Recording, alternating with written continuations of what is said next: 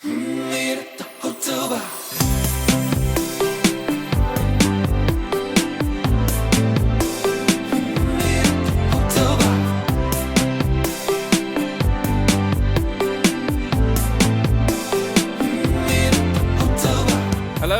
Hi. Hello. And welcome to Meet at the Hotel Bar. We are JC, Freddie. and Huss from the band Flaws, a three-piece indie pop band from London via Huddersfield. So since we started touring with Flaws, travelling the world, and during our previous lives as session musicians, we realised that there are so many funny things that happen on and off stage, and so many stories that never get shared with the rest of the world. They just stay in the dressing rooms and tour buses of the bands and artists you love. Until now. In this podcast, we are lifting the lid on life on the road, and we're better to meet up and tell those touring tales than a place every touring musician knows very well, the trusty hotel bar. So why the hotel bar, and what makes it trusty? Well, it's very reliable because it's a bar, it's always got beer there, but it's the epicenter for conversation. It's the hub. Yeah. So when you're on the road, it's the one place you all meet up, and it's a great place for storytelling. In today's episode, our debut episode, we sat down to chat with the legend that is Chris from Muse in a hotel bar in the outskirts of London.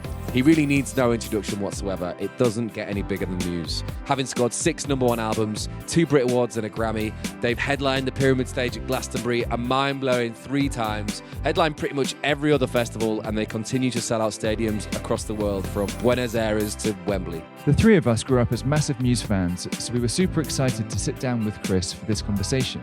He was extremely generous with his time and was surprisingly down to earth given what Muse have accomplished. I'd also like to apologise on behalf of the hotel bar for deciding to count up last night's take in pound coins and pennies on the table directly behind us. So if you hear some noises midway through the conversation, that is probably why. Stay tuned to hear stories of dangerous nights out with the Strokes, private jetting with Bono, low-blow insults from the Stereophonics, exactly how Matt Bellamy learnt how to sing, and enough diarrhea stories to last you a lifetime. This is Chris from Muse coming up on Meet at the Hotel Bar. So, welcome, Chris. Thanks for coming here. Thanks for being here. This is we're currently in a hotel bar in I said it Esher earlier on, but South London. It's definitely Esher, right? Unless Esher, I've been saying it wrong my whole life. I don't think you're allowed to call it London round here, actually. I think people are always a bit like, no, we're not The this. Yeah, definitely sorry, the darling. Yeah. So the first question, as always, is what would you like to drink? I'd love a Diet Coke. Okay. I'm going to be really boring. Diet Coke. Four Diet Cokes, please. 4 Diet Cokes. The Cokes are Cheers. here. They just arrived. Cheers, by the way, guys. Fast service. So, as you know, this podcast is all about life on the road and touring. And you've played shows across the world over. Where is your favourite city in the world to tour? It's a really difficult question because there's probably favourite cities to visit and then there's favourite cities to play. Yeah. I mean, I always love going to New York. You know, I think that's always a place that, you know, we always have a great time. It's one of those places you just go and you just spend most of your time looking up at everything and being completely amazed by just the way it looks. In terms of playing, we're doing Mexico City in January or February. Sick. And that's always mental. Imagine South America, wild. yeah, they're just like... Well, it's weird. I don't think they really have any capacity laws in the venues over there. So, really?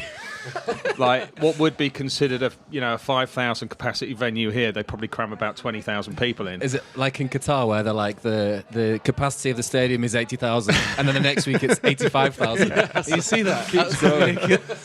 But like South America in general is always, it's just really leery crowds. And I mean, we did one in Chile. I don't know, it must have been about 15 years ago, and it was in like a bull ring in Santiago. Oh wow! And again, it was one of those places that if it was in the UK, it would have been 2,000 capacity. There must have been like 8,000 people in this room. Really? God. Balconies looked like they were going to collapse. It was people like swinging from the lights and stuff. It was just absolute mayhem. Never ever seen anything like it. So I think places like that are always the best to play. But then Paris, Paris is always great to go to. It's amazing crowd there. I mean, we've always had this weird thing with France where they just kind of loved us from a really early point in our career. So, Yeah. you know, going there is always good fun. It's really difficult to choose. Is there anywhere that you've never been? Is there anywhere that you're like, oh, I'd love to tour there? There's a lot of Asia that we haven't done. I mean, I'd love to go to India. Right. We've never done that. It's always a really difficult one to do because you can't really do it as part of a tour. You kind of go in and you go Specific. out. Yeah. So, and it's really expensive to do stuff like that. So there's a lot of the places that don't really get routed as part of a tour. You know, there's some of them we've gone and done one-offs, places like South Africa and things like that. But yeah, the opportunity to go and do India has never seemed to have risen. So I'd really love to go there. And it'd be nice to go and do a gig and maybe just kind of hang out for a couple of weeks. Yeah. I'd love to gig in India. We actually got a gig in India, didn't we? We did, and we got had like a cancelled. festival We never made it. that was meant to happen, and it was the year of COVID, wasn't it? It just Yeah. never Right. happened. But we were pumped. We were ready. Yeah, it was like a touring festival, wasn't it? It was like Yeah. a festival that started off in like Jaipur or something, Yeah. and then went to Ended like up in Mumbai, I think. it was just like the same lineup in each of the cities and stuff. They're great, those festivals. I mean, they used to do that with Big Day Out in Australia, which we always used to do. But that kind of, I don't know what happened to that festival. It just sort of died a death and it doesn't Yeah. exist anymore. But they were always really good fun to do those things because you kind of get to hang out with all the other bands, Yeah. you know, for 2 or 3 weeks. I remember we did it with the Strokes I think it was in 2004. Christ, those guys. Really? Oh, God. Albert Hammond. Yeah, so Albert Hammond Jr. is signed to the same label that we are. All right, okay. We've heard great things about him. We've yet to meet him, but sounds like you've had some fun. I remember carrying him off a festival stage. Really? Yeah, it was on that tour. I actually went with him to go and watch another band. It might have been the Kooks, actually. Okay. I think we maybe went to watch the Kooks. I can't remember exactly, but he was absolutely hammered. And was falling around all over the place at the side of the stage, and ended up like carrying him off. But they were, they were fucking Larry. They were like serious, and because it was great because all the bands stayed in the same hotels. And I can remember there was one day in particular where I'd chosen to have an early night for some reason, which was very unlike me at the time, but I did. Came downstairs in the morning, and it was like a bomb had gone off in the hotel lobby and bar. And I can remember turning around to somebody and saying, "What happened down here?" And someone just went, "The Strokes." Strokes. Wow. And that was what they were like. It was just they just used to get battered every night and smash the place up. It was great. That is good to watch. truly rock and roll. Yeah. Okay, so could you take us back to your very first tour? I don't know if that was with Muse or if you had bands Yeah. before that, but can you remember where and how that went? I remember it really well. It was, I mean, we had about 5 or 6 years of basically just playing around Devon and Cornwall before we got signed. And then we signed a deal with Maverick just before Christmas in 98, and then went out on the road in 99. And I can remember that the whole idea was that the management wanted to send us out on the road to kind of get us tight before we went in the studio to make the first record. And it was, it was tiny little venues, kind of 200, 300 capacity. We kind of managed to get 2 or 3 guys together that were the crew. We rented out this shitty little splitter van that had like a tiny little horseshoe lounge in the back and a bit of space to chuck the gear in. And I could just remember getting picked up outside my house one day in this van, and that was it. It was like that was basically the next 3 years of my life. You know, it was really bizarre, and it was strange. I mean, I think we all had this feeling that, you know, we'd get signed and we'd go out, and all of a sudden people would come and watch us play, but they didn't. You know, it was pretty much the same as before we were signed. Just playing at empty venues in other cities, you know. Yeah. Oh, we've definitely felt that. Oh yeah, it was really bizarre, but it was great fun, you know. I mean, it was one of those where we'd always wanted to do it, and I think we were just so desperate to get out of Devon. You know, we'd kind of exhausted every pub and club that existed within 20 miles of where we lived. And there's a lot in Devon and Cornwall, a lot of pubs. Yeah, there is. Yeah, I mean, I think we played all of them at least once. Very rarely got asked back. I mean, we'd like. Yeah, we'd get these gigs, but everyone was like, "Do you play covers?" And we were like, "No." They'd give us a gig for like, you know, they'd probably pay petrol money or whatever. And then because we didn't play covers, if there was like 10 people in the bar to start with, there was usually 2 by the time we'd finished. Everyone just left. So yeah, it was nice to kind of just get out and go and play. I think the first gig was in Tunbridge Wells. Can't remember what the place is called now, but apparently it was the venue was. Apparently, it's where they got the term toilet tour from, because this venue in Tunbridge Wells used to be the biggest public toilet in England. Okay. And they converted it into a venue, and it smelled like a toilet as well. I mean, it was rough. I don't know. It's all good memories from those days. You know, it's kind of, you've almost got everything to gain at that point and nothing to lose really, and you just, you know, if you're all kind of in it together. You know, we sort of had 5 or 6 years of doing nothing but playing to nobody, and we thought, great, you know, this is our opportunity. We're going to go and give it our best shot, and just kind of built from there really. Yeah, I love the. I used to travel. I used to have a van when I was like 17. I passed my test, and my first car was like a rickety old like blue Ford Transit. You actually like helped me like I buffed like 17. the old like tradie stickers off the side of that van. Yeah. Yeah, and it was that thing of like turn up to gigs, like bundle everyone in the back, and then like go. That was actually in an old band. And fun fact, Huss was actually, you were like a drum tech, weren't you? I'd use the term drum tech very lightly. I think I just drank beer and ate pork scratchings in those days Before you went vegetarian. Before I went. I think that's what most drum techs do, isn't it? To be fair, yeah, I just didn't do any drum teching. I love we gave you that title there. Yeah, it was official. I had a staff. I had like a crew T-shirt. Oh, yeah, and you everything. did. Yeah. That's hilarious. I think I've still probably got that somewhere. So, looking back over the years, Chris, you must have done a lot of travelling. Is there a day that stands out as your favourite travel day ever? Love a good day off. There is actually. I think it was 2010. We were in Australia, and we just finished the tour. It was when England won the Ashes in Australia. It was that year. We'd done the last gig, and we were all like in the hotel bar getting ready to go home, and then we got the call that basically the whole of the UK and Ireland was covered in snow. And I was living in Ireland at the time, and it was like the 22nd of December, so I'm like shitting myself at this point because I'm thinking I've got to get home. It's Christmas, I've got kids at home. All the flights are cancelled. And then somebody on our crew said, "Oh, U2 are in town. They'll be going back because they've done their last gig tonight as well. Maybe you can like hop on their jet or something." And I thought, you know, unlikely. Anyway, the next thing I know, one of the crew guys he knew the U2 guys because he used to work them. He said, "Oh yeah, they've got a space on their jet. They've kicked one of their crew guys off because they want to get you home to your family for Christmas." Wow, that's insane. And we sort of vaguely knew those guys because we'd done a little bit of touring with them, and they were flying to, I think they were flying to Singapore and then getting a jet from Singapore to Ireland. So they said, "Get yourself on the flight to Singapore, and then we're all going to get on this jet." So anyway, we got on this jet, and it was the weirdest thing because it was basically me, Bono, The Edge, couple of their guys. So we have this flight to Ireland, and it was, you know, obviously I'm a little bit like, I'm on a plane with U2 here. This is mental. Bono started playing me all the demos for whatever their next album turned out to be. I can't remember which one it was. I think it was the one that they gave away for free on iTunes. Oh, yeah. So I spent about 3 or 4 hours listening to all of these demos. Then they said, "We're going to play some poker," and I got quite excited because I thought they'd be up for, you know, getting a bit of cash out, matchsticks. Oh, really? Literally couldn't believe There it. we go. That's You an two playing exclusive poker right with there. You're on a matchsticks. private jet gambling with matchsticks. And then I think we were about 30 minutes away from landing in Dublin, and then realised that they couldn't land in Dublin because of the snow. So we ended up in Southampton. Everyone's like freaking out. We're in Southampton. It's like 23rd of December. What are we going to do? And I was absolutely amazed at how basically they just kind of click their fingers and things just happen, you know? So all of a sudden, all the airport staff are running around, like trying to sort it out, where we're going to. So they were like, "Right, we can get you to Shannon."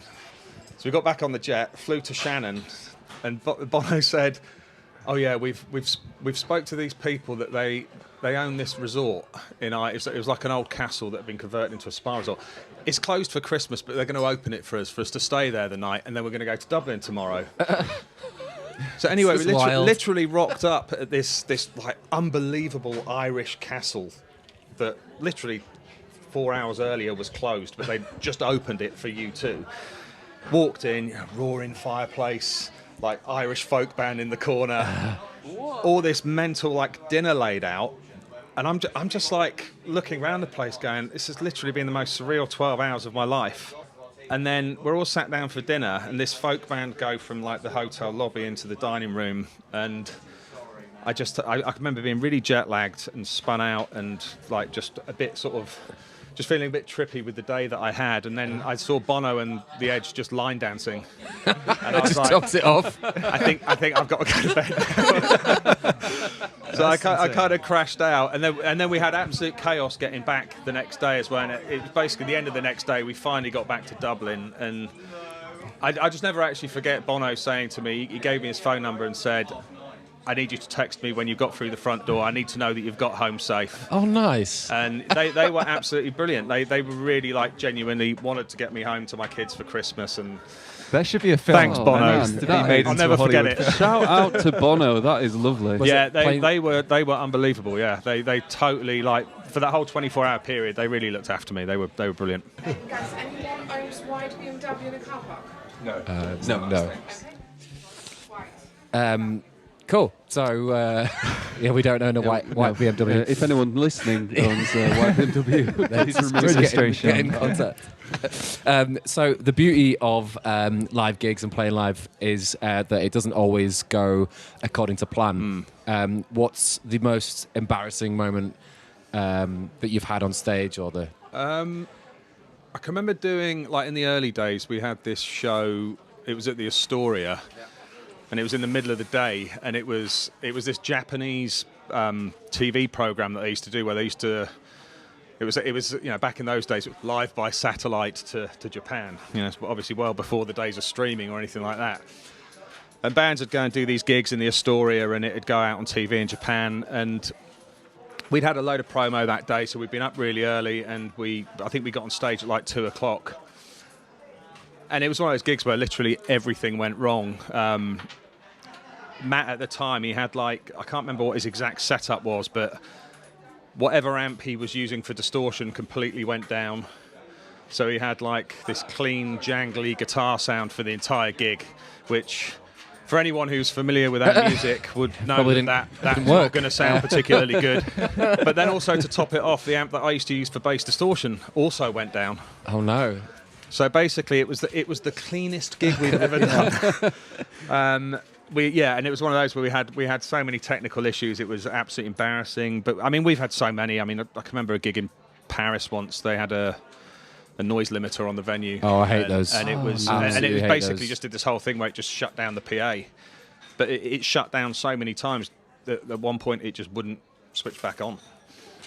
It seems bonkers to book a band like you guys when they know they've got that in place. I know. It's just Maybe they saw you at the gig with no distortion, and they were like, "These guys are really clean. These are good." That was funny, that one, because it got to the point where we actually had to stop for about an hour, literally in the middle of the set, and we didn't really know what to do. And I think I've never been one for really talking on stage, and Matt's kind of got better at that as we've gone on. But back in those days, there was no real chat on stage or anything, so we sort of stood there, sort of talking amongst ourselves, and what do we do here? We can't really just disappear.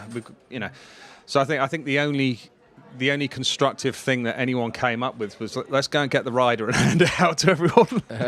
So we literally pulled the fridge on the stage and just started handing beers out to all of the crowd, and sandwiches and packets of crisps and stuff. So. But yeah, I mean, there's been numerous disasters over the years. The best ones are when Matt falls over, basically. I mean, they're always the funny ones. Diarrhea in Australia, that was a good one. Oh no! Wow. I think, again, halfway through the set, we'd been to this Argentinian steak restaurant the night before. Mm-hmm. Matt had eaten an entire goat's leg, and he basically, he'd been having digestive issues all day, and he sat down at the piano to start playing Feeling Good, and he literally played the first 2 chords, and he just stopped. Didn't feel very good. But the funny thing was he basically announced to the entire crowd, he just got on the mic, he went, "I'm really sorry, I've got to go and take a shit." Fair play. And then just disappeared Fair and left play. me and Dom on the stage going, "What the fuck is this?" And he was gone for about 10 minutes, and I didn't really recover after that. I just couldn't really stop laughing for the rest of the gig. And it's great that you guys stayed on stage as well, just waiting. Yeah, I mean, we things like that. It can be 2 minutes or it could be 10 minutes. You never know. I've actually got You've had a similar thing.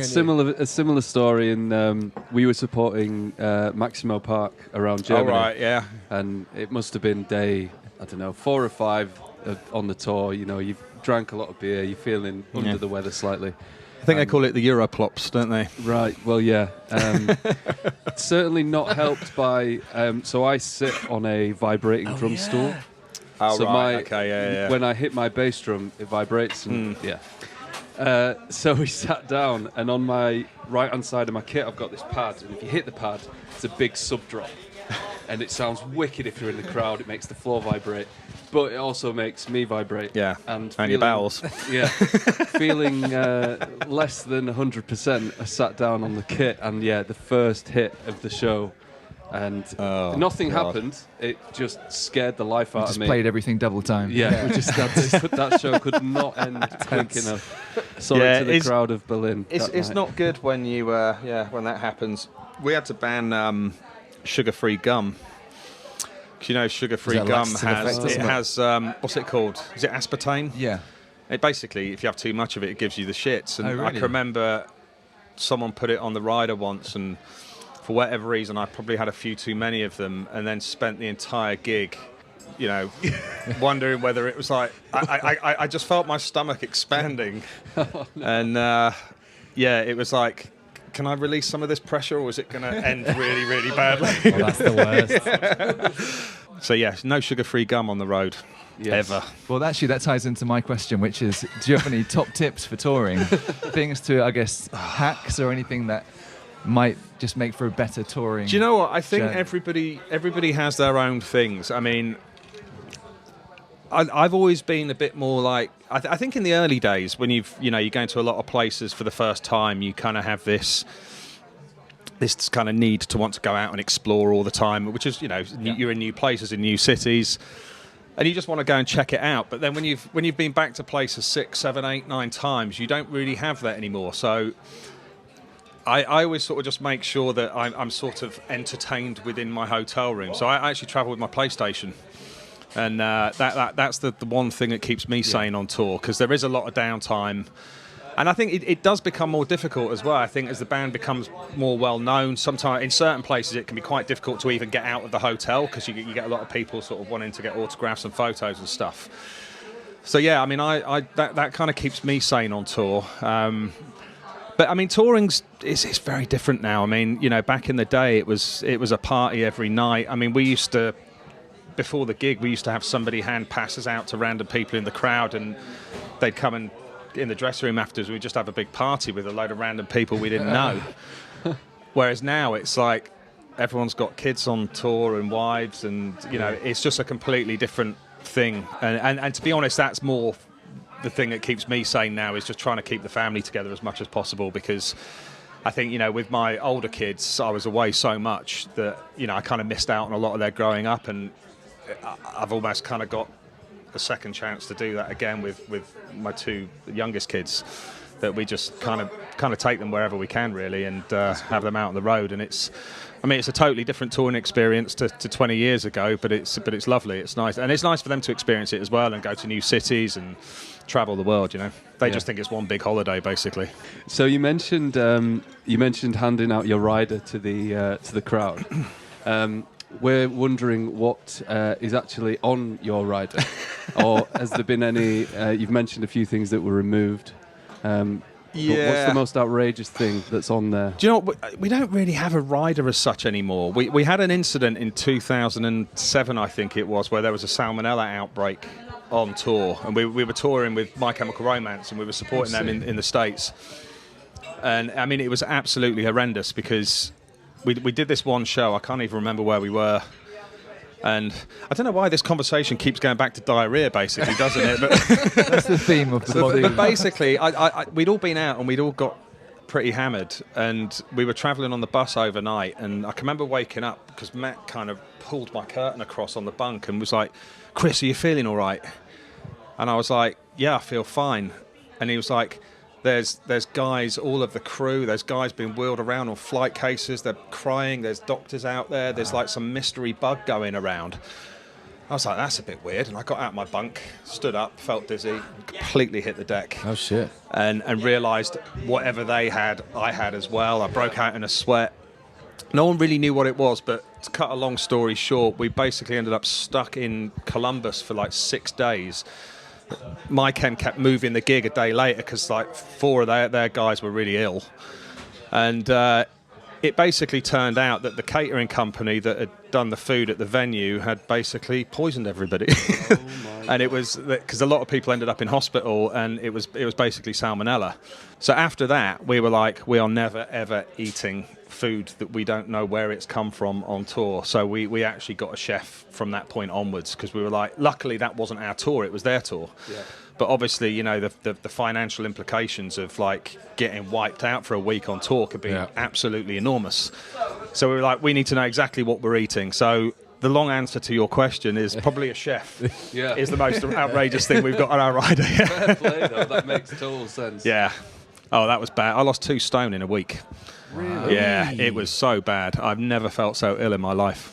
It was horrible. Yeah, we had a thing in LA once, didn't we? Where we went out, and it was just like we just signed, and obviously our label are based out in LA, and it was just like a trip just full of meetings and whatever, and literally we got there, and we called it the Huss virus, which that's a name I don't agree with, because yes, I was the first one that got hit with it. Totally wiped out for like missed all the meetings. Yeah, I have never felt as bad as that, and I was genuinely in bed going, I just want to fly back home. Yeah. I don't want to be here now. And then you got it like got it a couple of days later, and then missed a bunch of meetings, and then I managed to hold out like to get past all the important stuff, and then there was a party which was like it was like a Halloween party. It was a Halloween party, yeah. And like they all had this like amazing, and by the time you two were fine, and I just caught it, so I missed like the one fun thing of the trip, which was like this Halloween. You're like, oh yeah, remember me and Fred were dressed up as Batman. Both, yeah, Batman.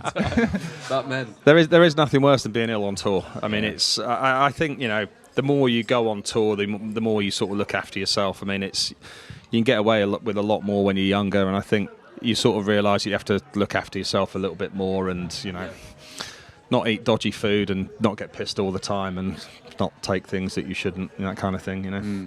Well, fortunately, Fred is an amazing chef, so we are going to take Fred on tour. I'll take that. And we're not going to pay him. Perfect. That'd be great. That And would you be are great. a great chef as well. I'll take that. Fred's full of like top tips. They'd be like, oh yeah, I'll tell you what, I learned how to cook whatever the other day, and you'd be like, oh, you need to do it this way. Yeah. My wife hates it. We didn't ask for She ever cooks, I'm like, you should be doing it like this, actually. So this one comes with a bit of a backstory, and it's quite specific, and it's putting you on the spot. But what are your memories of V Festival 2004? Oh man, broken arm. Yeah, that was bad. It was basically we were doing this tour in America called Curiosa. So it was The Cure. Right. Yeah. Again, it was like a bit of a touring festival type of thing. So it was in the sheds over there. So that they had like a whole bunch of bands on like the main stage, and then they had this. It was almost like a bit of a back of a truck stage in the car park, and that was what we were on. It was basically our first proper tour over there. Right. So there was us. There was a band called the Cooper Temple Claws. I don't know if you remember them. They were brilliant, actually. I really liked them. There was quite a few bands around, and basically, I'm really into my football, so I started doing this thing where I was basically organising these football matches after we played. And it started off with just us and the Cooper Temple Claws, and then towards the end of the tour, like basically everyone was basically finishing their gig, legging it over to the dressing rooms, like, when's the football match start? So like, every night we'd find somewhere where we could set up a bit of a pitch and play football.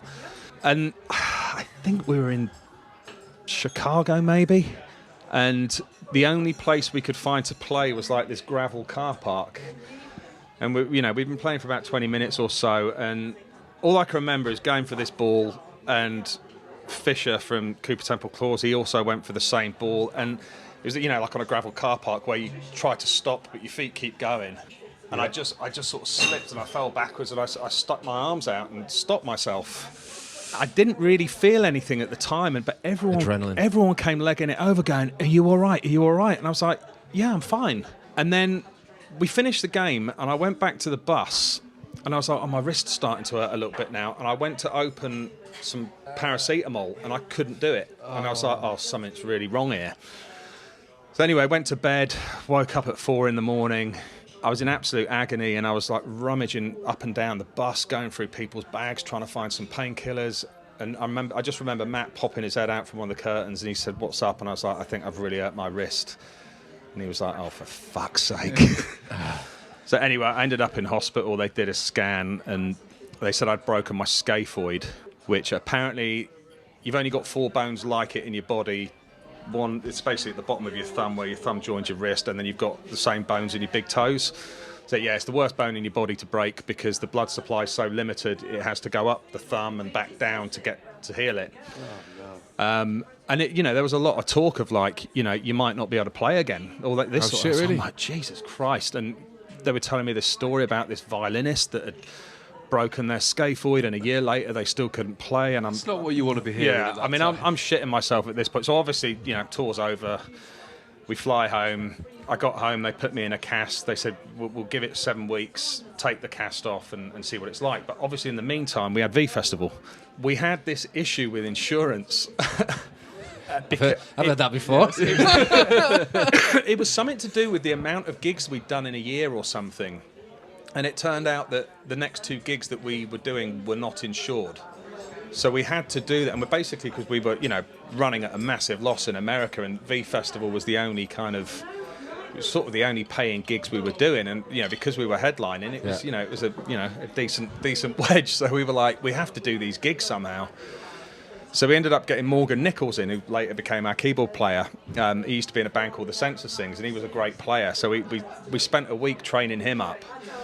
But it was miserable. I mean, I don't know why it came about, but it was like I ended up playing keys, and I don't even play keys, but it was like I just stood behind a keyboard, did a bit of backing vocals, played a few little bits of shit on a keyboard, and I felt like a total bystander, and did these 2 gigs, and I felt so depressed afterwards that I phoned up my doctor and I said, "Look, if I do try and play, am I going to do any damage?" And he said, "Oh, you won't do any damage because you've got the cast on. You can't, you won't dislodge it or anything."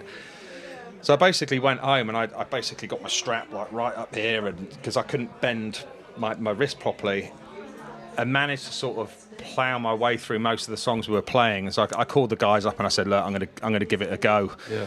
So we had this tour of Australia next, and somehow got through it, but it was bad because I don't know if any of you have ever had a cast on your arm, but when you're playing a show every night and you're sweating. Oh, yeah. Yeah. We were basically sat in cars and people were like, "What the fuck is that smell?" I mean, it was horrific. Yeah. And we were basically in car. I had to hang my cast out of the window because it smelt so bad. Yeah. But I remember when I got back, we landed and I went straight to the hospital, had the cast off, and because of all the sweat and everything that I hadn't been able to wash off from the gigs, my arm had developed this yellow crust. Nice. But literally about 3 weeks later, I'm showering and scrubbing my arm, and I'm like, "No, it still stinks. Still smell." It took weeks to get that smell out. Yeah, it was absolutely disgusting. The reason I ask, I was at school, I was like 13, 14, and had tickets for V-Fest. I remember vividly getting a phone call from my mate being like, "Muse aren't playing. The bassist has broken his arm and stopped playing," and I was gutted. And I was like, "What is going on?" And then I remember there must have been an announcement a few days later being like, it's on, they've got it back on." I remember you there was some big balls, and were you just hitting balls? Yeah, we had the balloons. We had these big inflatable balloons that we used to throw out at the end of every gig, and I can remember. I think the thing is, I don't really remember that much about the gigs because I didn't have to play. I think I just got really pissed. And I can remember at one point whacking Matt with one of the balloons and just dicking around, and I just got so jaded. I was just like, fuck it. The show must go on. And is it all right now? No long term? Do you know what? I literally, the minute they took the cast off, I was like, it's absolutely fine. It just smells. It just stinks, yeah. But they were like, I remember the consultant saying, he's like, you're really, really lucky that, lots of people have lots of problems when they break that bone. And he's like, you've been very lucky. Dodged a bullet there. That is good. So just quickly back to touring. You guys play stadiums regularly and huge venues all over the world. Do you find that kind of feels normal now? I don't think it feels normal. I mean, I think when you do like the really big ones, I don't think there's ever really any getting used to that. I mean, it's. I remember the first time we did a big stadium was probably Wembley, 2007. I mean, it's just a completely different type of fear. You know, it's the, you know, the sheer amount of people, the volume. I don't think you can ever get used to that. I mean, with the arenas and stuff, I think you do get used to it because you do more of them. I mean, we always try and mix it up what we do with like arenas and festivals and try and do some small venues and things like that. But we do tend to do more arenas than anything. Probably, you know, like your dad. You know, it's that sort of size venue that everybody does.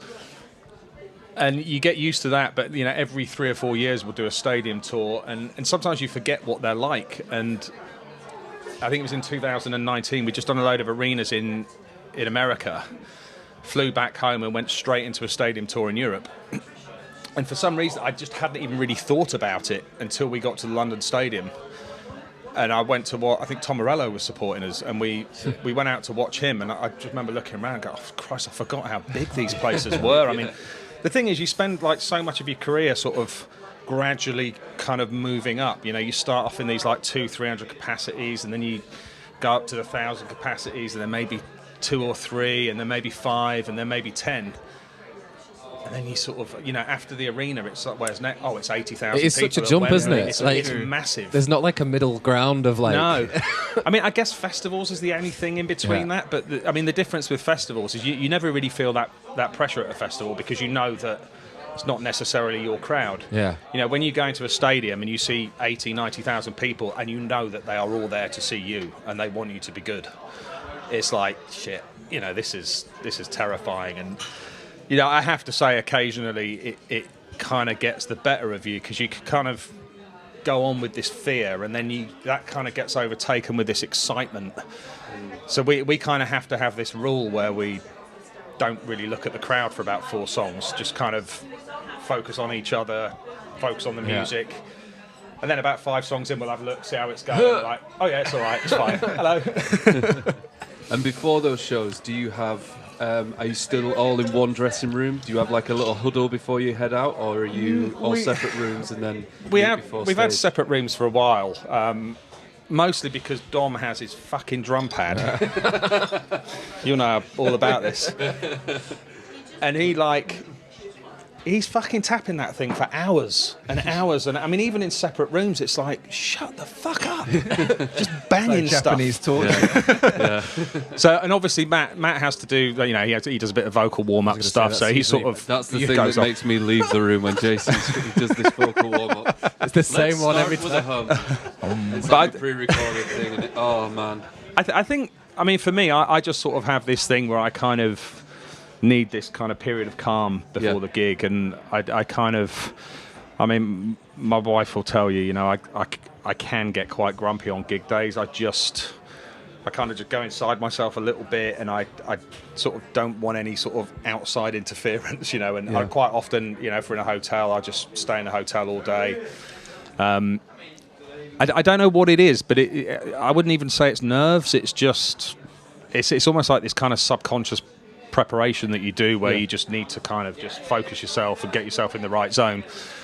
You know, it never used to be like that, but I think as the venues got bigger, and like I said, with stadiums and stuff, you just kind of feel like you need that. And then I've always found the days that I don't do that, I don't always feel particularly focused when I'm on stage. And sometimes, like I said, you know, you want to go and check places out and go and do stuff, and it's really easy to sort of go and have this big day out and then go and do this massive gig, and you get to the gig and you're like, you know, you're still on the beach, you know, it's not right. So you kind of have to get your head in the right space. Yeah, that's fair enough. I'm the same with like before a gig, like I remember doing like hometown gigs, and like, you know, where there's like, you know, my mum's there, like, you know, friends from school and whatever, like, and they're like messaging me like, oh, you coming out before the show to me? And I'm like, I can't do it before the show. I'm like, I need to be in the headspace. I was like, the second we finish the show, like, come to the dressing room, I'll come out and like we can hang out. I can't even do it after the show.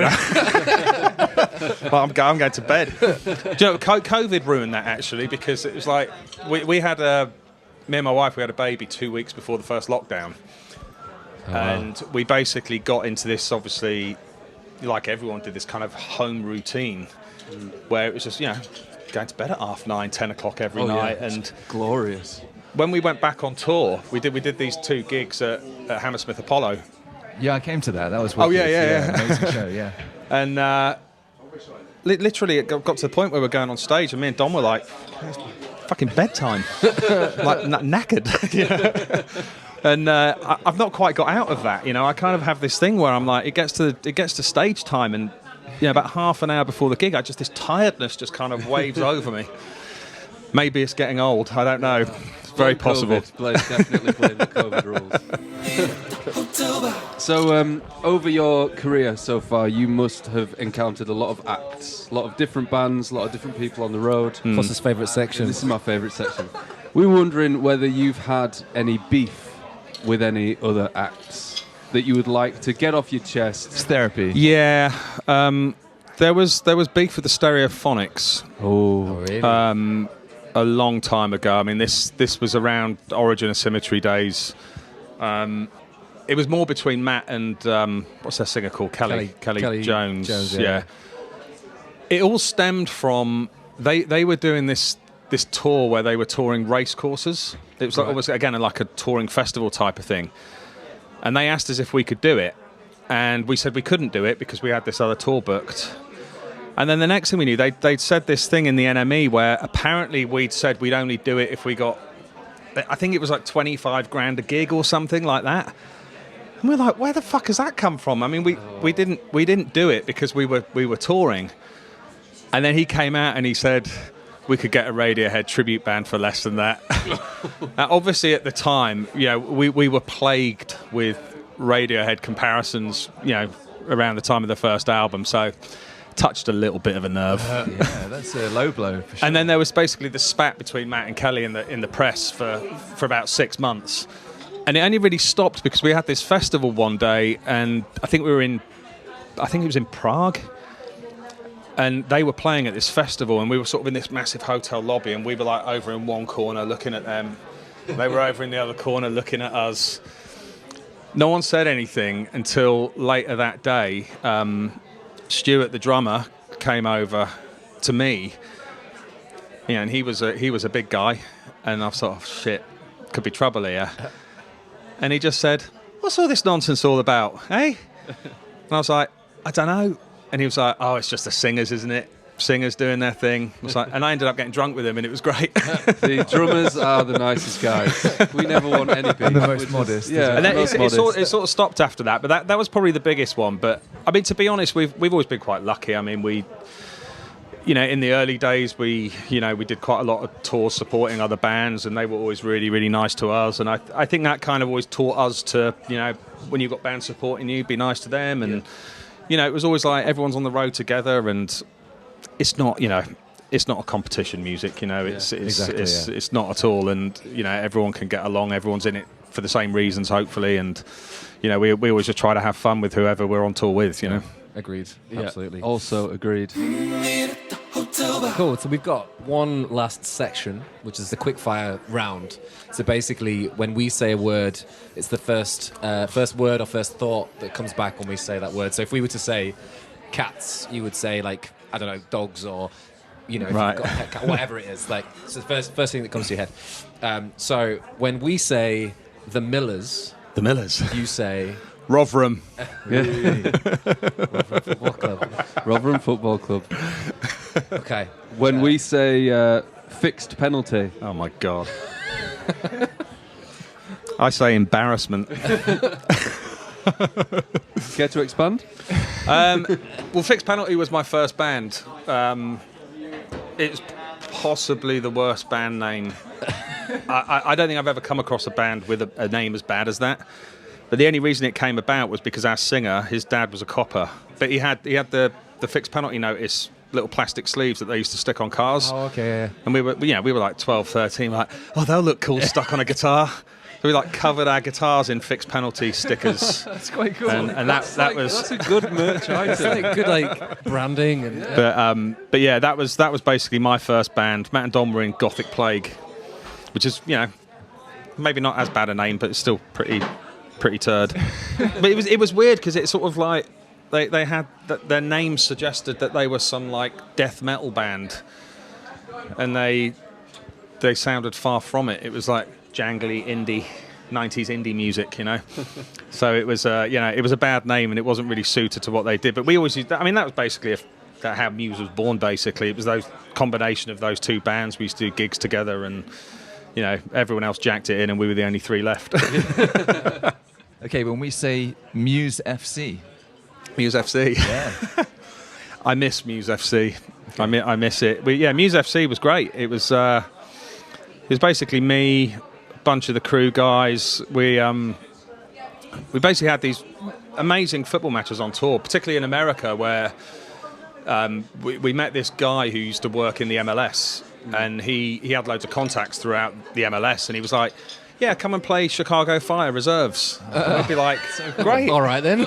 So we'd like turn up, but there was loads of like coaches and stuff there that were from the Premier League or had been in the Premier League. So we met loads of great people and got to play in some of their stadiums and stuff. But I can't play anymore because I had some really bad hip issues and then ended up having 3 surgeries. And the last one I had was actually it was a partial hip replacement, and it's still not really settled down. So I can't really play at the moment, but I've had the same surgery that Andy Murray had. Oh, really? And he played tennis again, so I'm kind of thinking I might be able to put. But have you seen the documentary? I have. I want to watch it because I had the same surgeon that he had as well. Oh, really? It's pretty savage. Yeah, it's a brutal surgery. I mean, I can remember waking up from it, and like I said, I'd already had 2 surgeries on my hip, in the few years previous, and I'm kind of okay with surgery. I'm not that bothered about it, and you sort of. When you wake, I don't know if you guys have ever had a general anaesthetic, but you kind of wake up and you're like, oh, I'm alive. Yeah. Brilliant. And then, the pain kind of creeps in, whereas I had this hip replacement and I just woke up shaking like, it fucking hurts, it hurts. And I can remember just like getting hammered with all these drugs, completely out of it.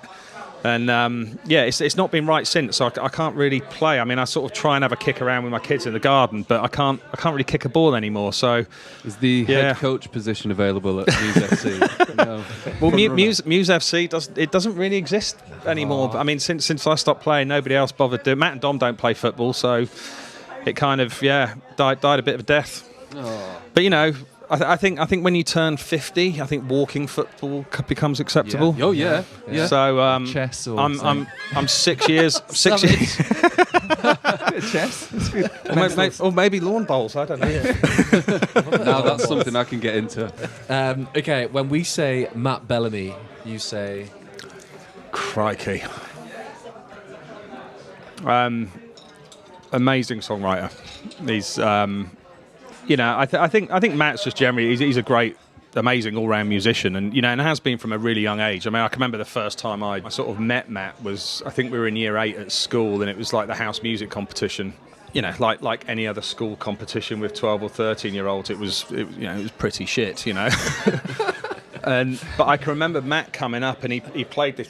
He wasn't a guitarist at the time, but he played this piece on the piano. It was like a boogie woogie thing. But I can remember it was just exceptional. He even back then he was a really great piano player. And then I think a couple of years later he kind of did what everyone else did and grew long hair and picked up a guitar and joined a band. And then it turned out he was like a brilliant guitarist as well. And it was just like, I mean, there are lots of people that kind of are a bit of a jack of all trades, but it's quite unusual to have somebody that's that good.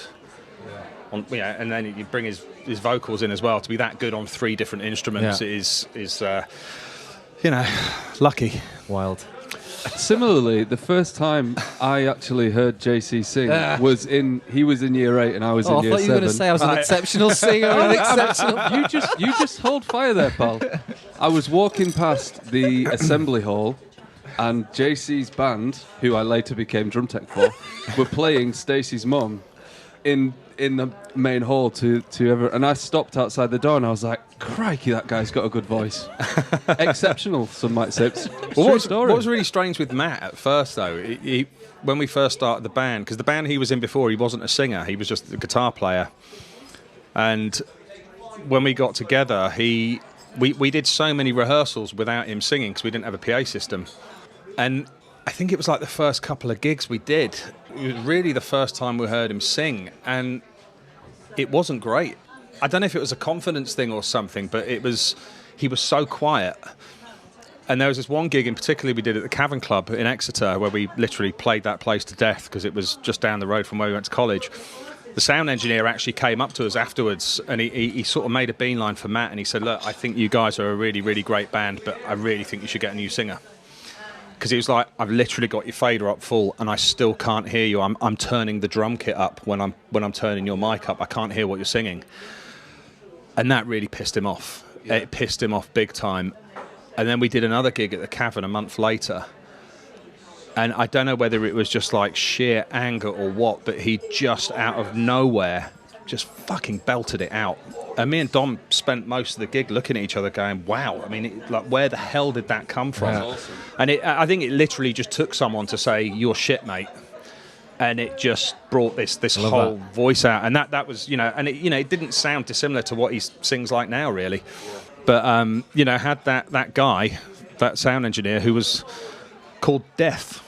He was, I don't know why he was called Death. He was called Death. He was called as in Death, his first name. I don't know whether it was his real first name, but he introduced himself as Death. TH. Death. I never really had the guts to actually refer to him by his name and say, hello, Death. If you're listening to this right now. Very confusing. But yeah, Death was the guy who basically said to Matt, you need to get a new singer, and that changed. That pretty much changed everything, Oh, wow. Thank you, Death. Shout out Death. That's amazing. When we say Rocket Baby Dolls. Rocket Baby Dolls. Okay. Rocket Baby Dolls was the first name that Muse had. It was actually before I was in the band. It wasn't really a band. It was just Matt and Dom. They'd left their band and they'd started making some demos. And when they asked me to join, they said, oh, yeah, we're going to call the band Rocket Baby Dolls. Apparently it came from it was like some weird porn film or something. Oh, okay. It was the sort of thing that you used to get on the European channels when, before Sky went digital. Okay. You used to be able to get like the German channels and stuff. I think it was from one of those. But yeah, it was some weird porn film that Matt had seen, and I think we did 2 gigs as Rocket Baby Dolls and realised quite quickly that was not going to work. I imagine you gathered quite a funny audience being called Rocket Baby Dolls if it was a porno. To be honest, I think the name lasted about 6 weeks. Oh, okay. And that was it. I think the first time we did, because the first gig we ever did was a Battle of the Bands competition, and we'd only been together for 3 weeks. The second gig we did, it was in this place near where we lived in Timoth called Dawlish, and it was a roller skating disco.